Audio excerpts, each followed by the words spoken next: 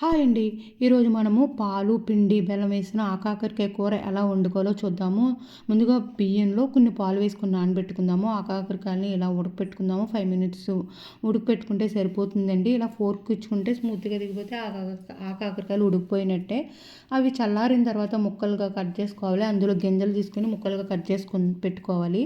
తర్వాత పాన్ పెట్టుకొని ఆయిల్ వేసుకొని పచ్చిమిరపకాయ, చీలికలు, కరివేపాకు వేగిన తర్వాత ఉల్లిపాయ మగ్గించుకున్న తర్వాత పసుపు, కారం, ఉప్పు వేసుకొని వేయించుకున్న తర్వాత మనము కట్ చేసి పెట్టుకున్న ఆకాకరకాయలు కూడా వేసుకొని నూనెలో మగ్గించుకుంటే బాగుంటుంది.